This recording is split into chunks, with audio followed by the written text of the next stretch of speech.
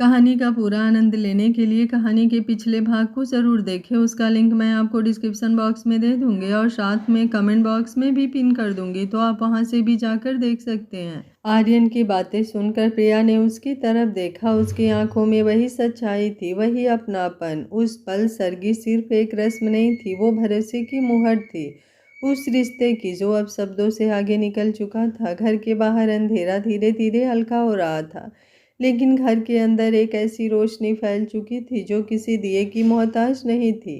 सुबह की हल्की हल्की रोशनी खिड़की से छनकर कमरे में फैल रही थी। रात की खामोशी अब पीछे छूट चुकी थी, लेकिन उस खामोशी का असर अब भी हवा में खुला हुआ था। प्रिया बाथरूम से नहाकर बाहर निकली। गीले बालों से पानी की हल्की हल्की बूंदें उसके कंधों पर गिर रही थी।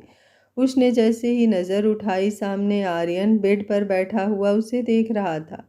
उसकी आंखों में नींद नहीं थी, बस एक ठहराव था, जैसे वो उसे इस पल में देख लेना चाहता हो। प्रिया थोड़ा झिझकी। क्या हुआ? आर्यन ने हल्की मुस्कान के साथ कहा। अलमारी के क्लोजेट के ऊपरी वाले हिस्से में कुछ रखा है, जरा देखना। प्रिया को हैरानी हुई। वो अलमारी की तरफ बढ़ी और ऊपर का क्लोजेट खोला। जैसे ही उसकी नज़र अंदर गई, वो एक पल को स्तब्ध रह गई। वहाँ एक नहीं कई डिब्बे थे। लहंगा, चूड़ियाँ, बिंदी, सिंदूर, कंगन, पायल, झुमके, हार, नथ, हर वो चीज़ जो एक सुहागन औरत को खूबसूरत बनाती है, जो उसे सिर्फ सजाती नहीं बल्कि एक पहचान देती है। प्रिया का दिल जोर से धड़क उठा। उसने पीछे मुड़कर आर्यन की तरफ देखा। आपने ये सब कब मंगवाया? उसकी आवाज़ में हैरानी भी थी और भावुकता भी। आर्यन ने उससे नज़रें मिलाई और बहुत धीमे से कहा, तुम्हें ये सब पसंद आया? प्रिया कुछ नहीं बोली, बस हल्की मुस्कान के साथ सिर हिला दिया। उसकी आंखें नम थी। आर्यन ने अपनी आंखें बंद कर ली, जैसे किसी सच्चाई को स्वीकार कर रहा हो। ये सब काव्या ने किया है, उसने कहा। मुझे तो पता भी नहीं था कि कल करवा चौथ है। मेरी प्यारी सी बच्ची कब इतनी बड़ी हो गई, मुझे एहसास ही नहीं हुआ। कितने दिनों से वो मुझसे दूर रही। शायद उसी अकेलेपन ने उसे इतना समझदार बना दिया, और उसका गुनाहगार भी कहीं ना कहीं मैं ही हूँ। उसकी आवाज़ थोड़ी भारी हो गई। लेकिन अच्छा हुआ, उसने धीरे से आगे कहा। वो मेरी ज़िंदगी में वापस आई, और तुमने तो मेरी ज़िंदगी को हर तरह से खुशियों से भर दिया। प्रिया की आंखों से आंसू बह निकले। वो आर्यन के पास आकर खड़ी हो गई।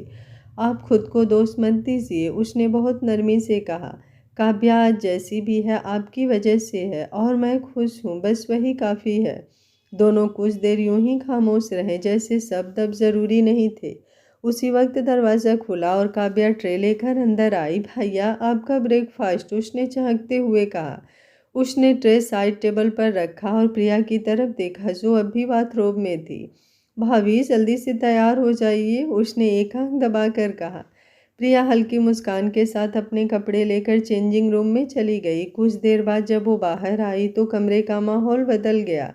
रेड कलर की साड़ी, सजी हुई चूड़ियाँ, खुली जुल्फें, वो बेहद सादा लेकिन बहुत ज़्यादा खूबसूरत लग रही थी। काव्या ने तालियां बजा दी। वाह भाभी, आप तो आज सच में परी लग रही हो। आर्यन की नज़रें उस पर से हट ही नहीं पा रही थी, जैसे पहली बार उसे देख रहा हो। काव्या ने ये देखा तो शरारती अंदाज में बोली, भैया नज़रें झपकाना भी सीख लीजिए। दोनों हंस पड़े। फिर काव्या बाहर चली गई। कमरे में फिर वही सन्नाटा लौट आया, लेकिन अब उसमें कुछ और था। प्रिया ने आर्यन के कपड़े उठाए। आपको चेंज करना है, उसने कहा। आर्यन उठने की कोशिश करने लगा, लेकिन प्रिया ने उसे सहारा दिया। कपड़े बदलते वक्त दोनों के बीच दूरी बहुत कम रह गई थी। प्रिया उसके शर्ट के बटन खोलने लगी। उसकी उंगलियां गलती से उसके सीने को छू गईं। एक पल के लिए दोनों जैसे ठहर गए, सांसें तेज हो गई। आर्यन की आंखें अपने आप प्रिया के लबों पर टिक गई। वो अनजाने में उसकी तरफ झुकने लगा। एक सेकंड, बस एक सेकंड, फिर जैसे उसे होश आया, वो तुरंत पीछे हटा। सॉरी, उसने कहा।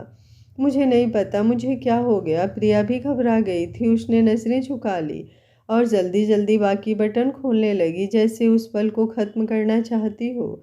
उसने उसे कपड़े बदलवाए, सलीके से ड्रेसिंग करवाई। कोई और बात नहीं हुई। जब सब हो गया, प्रिया कमरे से बाहर चली गई। आर्यन वहीं बैठा रह गया। उसके दिमाग में एक ही सवाल घूम रहा था कि उसे क्या हो रहा है। वो अपनी भावनाओं से डर रहा था, लेकिन कहीं ना कहीं उन्हें महसूस भी कर रहा था।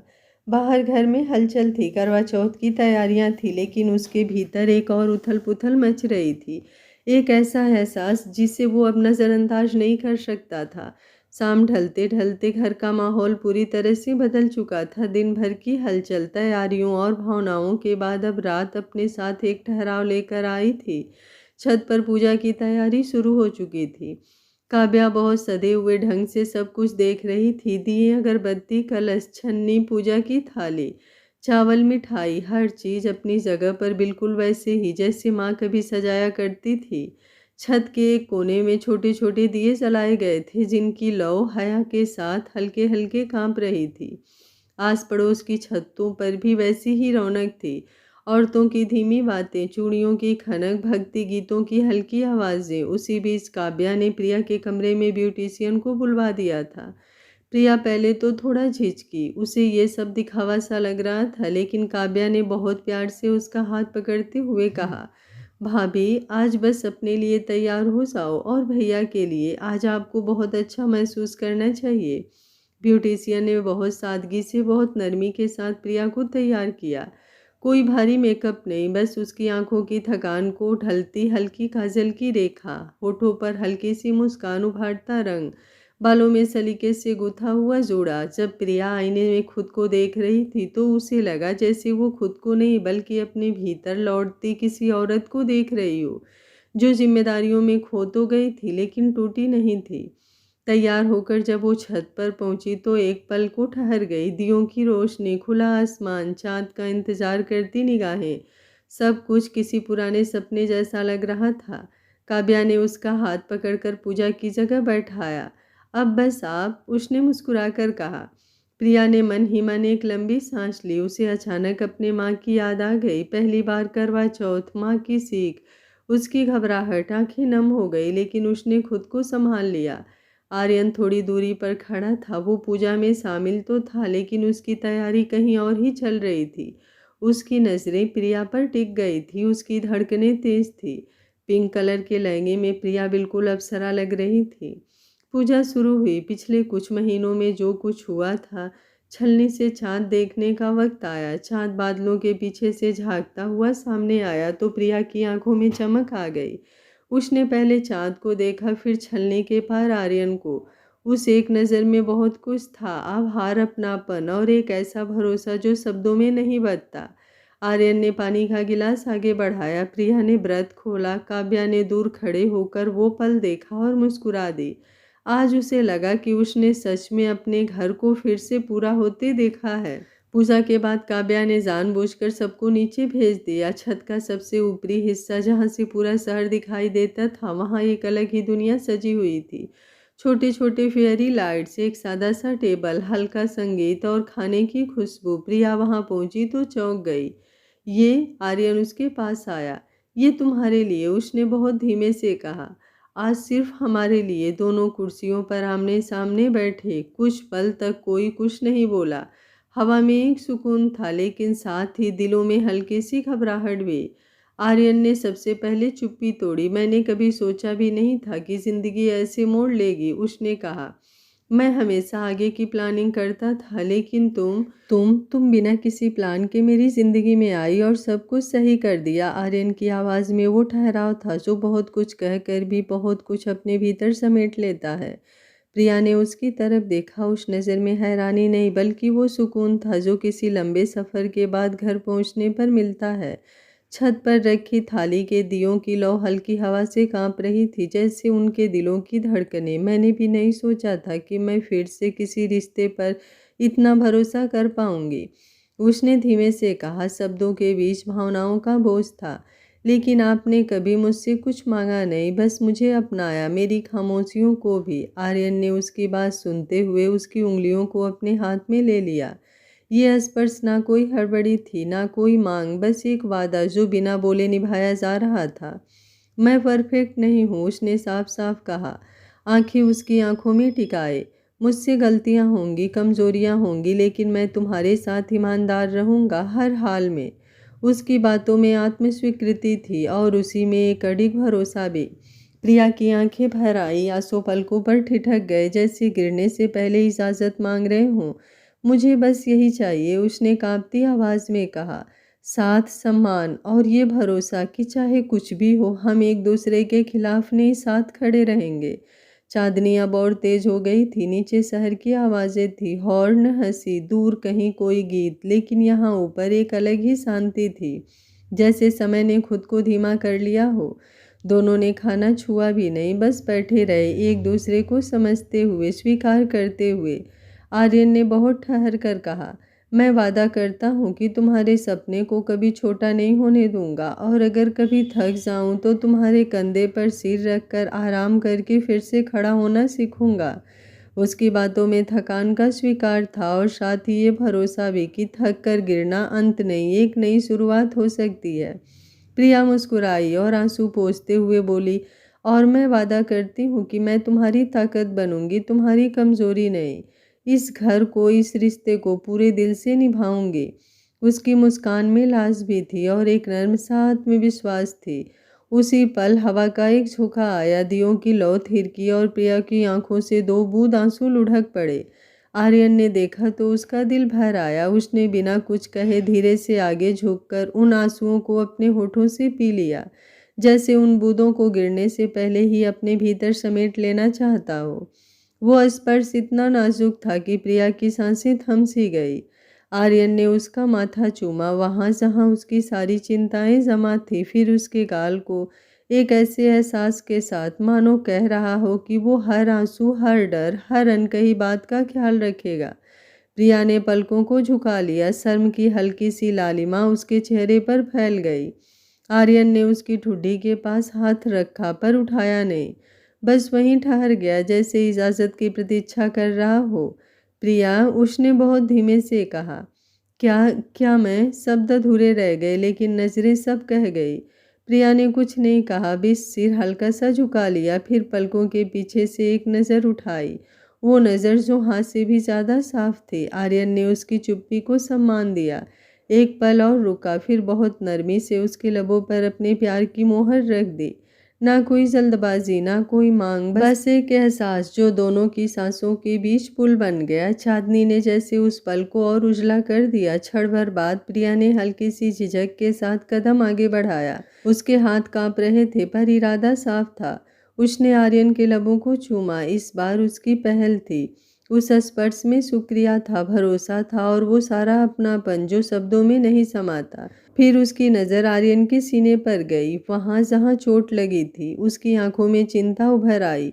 दर्द हो रहा है? उसने पूछा। आर्यन मुस्कुराया। अब नहीं। प्रिया ने बिना देर किए बहुत प्यार से, बहुत संभल कर उसी जगह को चूम लिया, मानो अपने प्यार से उस दर्द को भी भर देना चाहती हो। उस पल आर्यन की आंखें भी नम हो गई। किसी ने पहली बार उसके दर्द को सिर्फ देखा ही नहीं, उसे अपनाया भी था। छत पर जलती लाइट्स के नीचे, खुले आसमान के तले दोनों कुछ देर यूं ही खड़े रहे।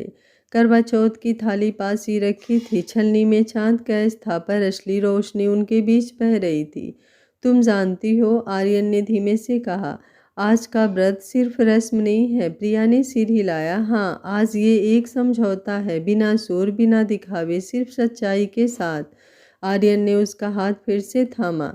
इस बार उंगलियां आपस में फंस गई। उस पकड़ में डर नहीं था, बस ये भरोसा था कि चाहे रास्ता कैसा भी हो, वे साथ चलेंगे। प्रिया ने छलनी से चांद देखा था, फिर आर्यन को। उसकी आंखों में वही चांद उतर आया था। उसने पानी का घूंट लिया। आर्यन ने व्रत खुलवाया, पर उस रस्म से ज़्यादा कीमती वो पल था जब वो दोनों ने एक दूसरे की आंखों में देखकर मुस्कुराया। नीचे शहर की आवाज़ें फिर सुनाई देने लगी, पर उनके लिए दुनिया यहीं सिमट गई थी।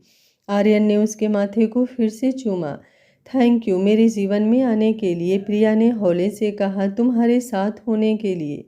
उस रात करवा चौथ सिर्फ एक तारीख नहीं रहा, वो दो जिंदगियों के बीच किया गया एक वादा बन गया, जो शब्दों से नहीं, एहसास से निभाया जाएगा। खुले आसमान के नीचे चांदनी की गोद में दो लोग पहली बार सच में एक दूसरे के हो गए, नियमों से नहीं, दिल से। छत की ठंडी हवा अब धीरे धीरे चुभने लगी थी। दियों की लौ स्थिर थी, लेकिन प्रिया की उंगलियां आर्यन के हाथ में हल्की सी ठिठुर गई। आर्यन ने ये महसूस किया तो बिना कुछ कहे थाली अपनी तरफ खिसका ली। उसने अपने हाथों से थोड़ा सा खाना उठाया और बहुत प्यार से प्रिया की तरफ बढ़ाया। पहले तुम, उसने मुस्कुराकर कहा।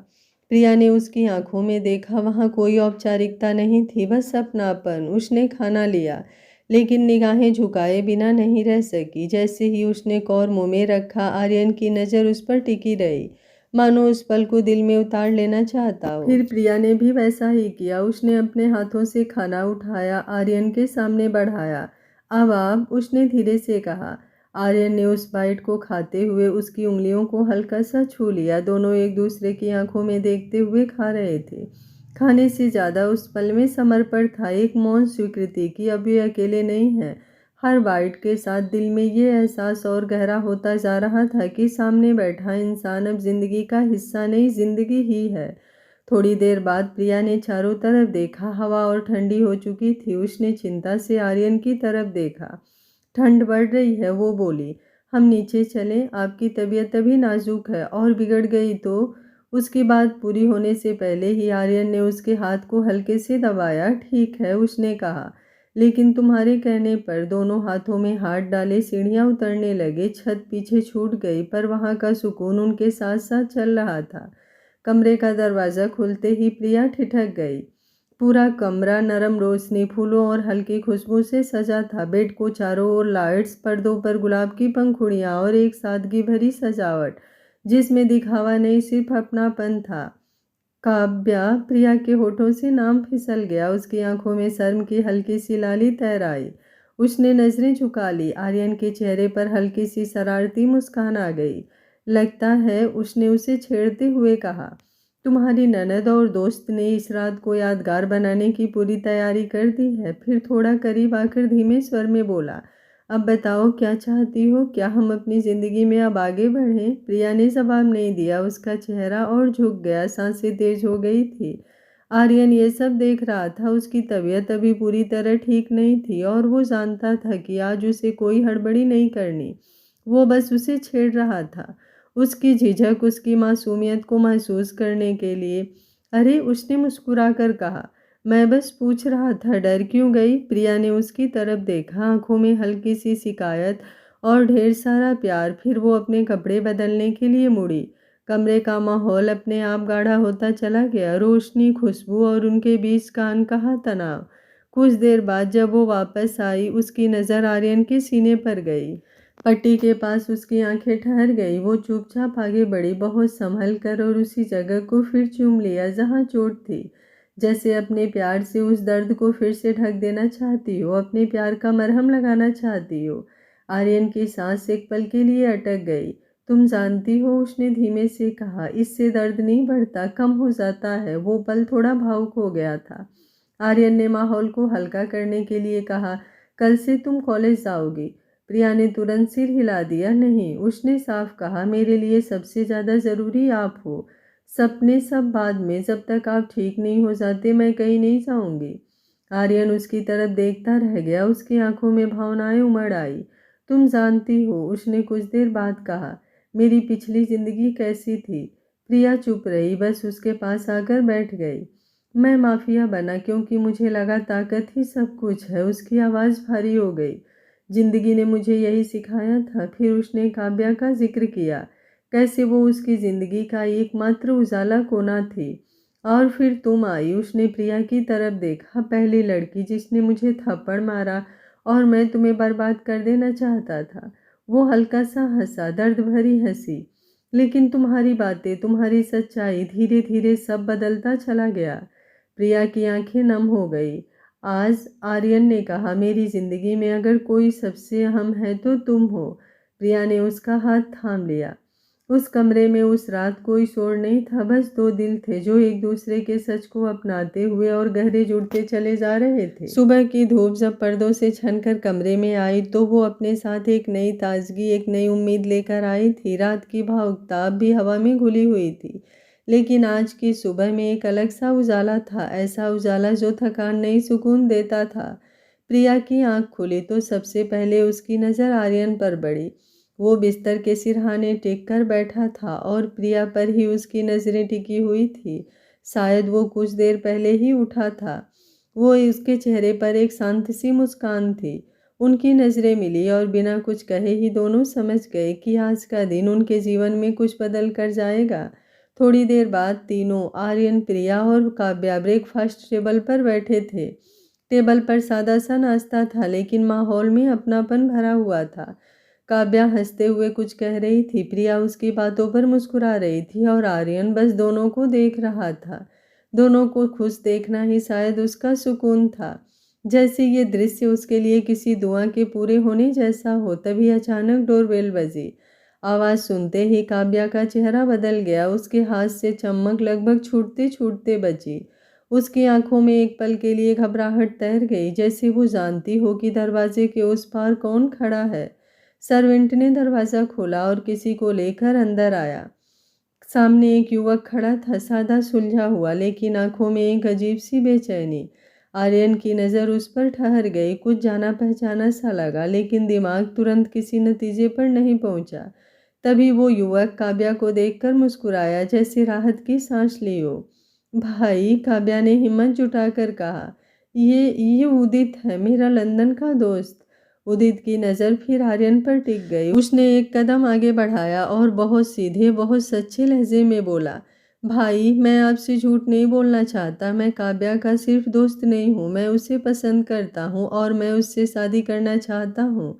कमरे में एक पल के लिए सन्नाटा छा गया। उदित ने बात जारी रखी, काव्या लंदन आने वाली थी, लेकिन जब वो नहीं आई तो मैंने उससे फ़ोन किया। उसने बताया कि अब वो यहीं रहेगी। मैंने अपना काम अपने भाई को सौंपा और इंडिया आ गया। मेरा बिजनेस यहाँ भी है और मम्मी पापा भी यहीं रहते हैं। आर्यन कुछ नहीं बोला। उसकी नज़र काव्या पर थी, जैसे जवाब उसकी आंखों में ढूंढ रहा हो। उसी पल प्रिया आगे बढ़कर काव्या के बगल में खड़ी हो गई। उसने नरमी से पूछा, काव्या, क्या ये सच है? काव्या ने प्रिया की तरफ देखा, पलकों को झपकाया, फिर सिर झुका लिया। आर्यन की नज़रें खुद पर महसूस कर उसने हिम्मत करके कहा, भाई, अगर आपको उदित पसंद नहीं हुआ तो मैं ये शादी नहीं करूँगी। ये सुनते ही उदित का चेहरा नरम पड़ गया। उसकी आंखों में चिंता थी, डर था, क्योंकि उसे पता था काव्या के लिए उसका भाई आर्यन क्या अहमियत रखता है, लेकिन साथ ही सम्मान भी। आर्यन बिना कुछ कहे उठ खड़ा हुआ और चुपचाप अपने कमरे की तरफ चला गया। काव्या उसके पीछे भाई भाई पुकारती रह गई। उसकी आंखों से आंसू बहने लगे। उदित भी घबरा गया। वो प्रिया की तरफ मुड़ा और बोला, भाभी, आप चाहें तो मेरा पूरा बैकग्राउंड चेक करवा लीजिए। मैं जानता हूँ आर्यन भाई के लिए काव्या क्या मायने रखती है। वो उसे अपने बच्चों की तरह प्यार करते हैं। मैं काव्या को कभी धोखा नहीं दूंगा। इधर कमरे में पहुंचते ही आर्यन ने अपने आदमी रॉकी को फ़ोन किया। रॉकी, उसने सख्त लहजे में कहा, उदित राय के बारे में मुझे सब कुछ चाहिए, अभी कुछ ही समय में। रॉकी की रिपोर्ट आ गई। उदित राय का परिवार साफ सुथरा था। इंडिया और लंदन दोनों जगह सम्मानित बिजनेस, कोई दुश्मनी नहीं, कोई विवाद नहीं। सब कुछ वैसा ही था जैसे उदित ने कहा था। उधर प्रिया ने उदित को गेस्ट रूम में ठहराया और फिर काव्या को लेकर आर्यन के कमरे में आई। आर्यन सोफे पर बैठा था, बाएं हाथ में कुछ थामे हुए, शायद कोई पुरानी याद। काव्या धीरे धीरे जाकर उसके पैरों के पास बैठ गई। भाई, वो रोते हुए बोली, मैं उदित से बहुत प्यार करती हूँ भाई, लेकिन आप तो मेरी जान हो। मैं आपको भी खोना नहीं चाहती। अगर आप नहीं चाहते तो। अचानक आर्यन की आवाज़ गूंजी, उठो, खड़ी हो जाओ। काव्या डर के मारे खड़ी हो गई।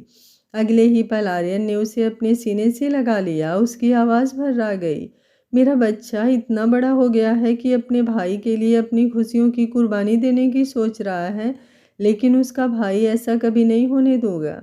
मेरी ज़िंदगी में सबसे बड़ी अहमियत तेरी खुशियों की ही है। अगर तुझे उदित पसंद है तो तेरी शादी उसी से होगी।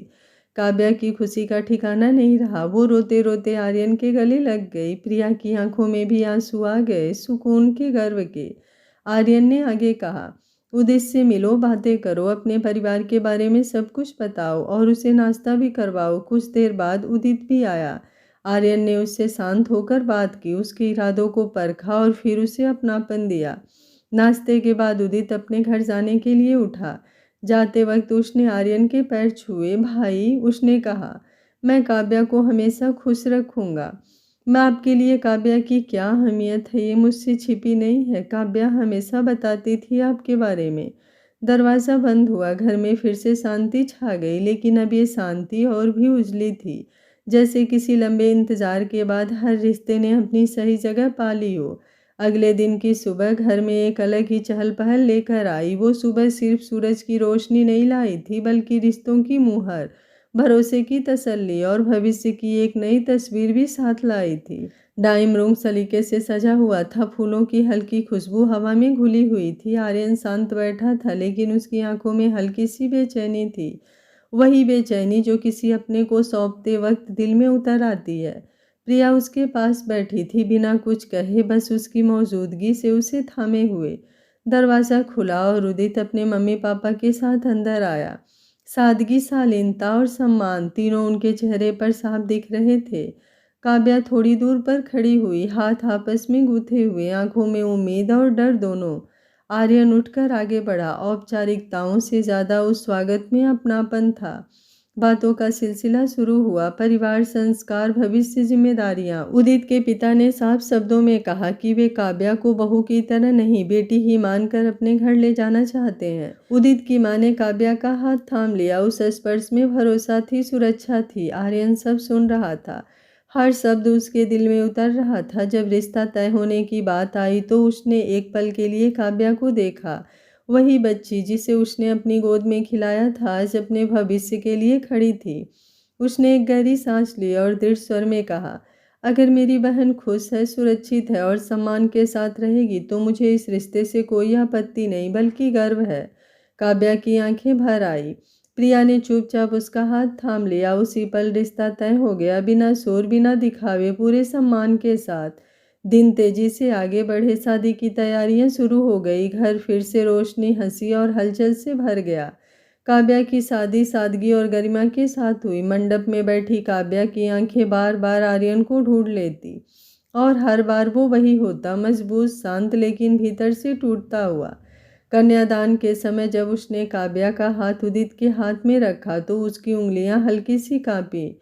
उसने मुस्कुराने की कोशिश की, पर आंखें नम हो गई। प्रिया ने वो सब देखा, हर टूटन, हर दबा हुआ दर्द। शादी के बाद विदाई का समय आया।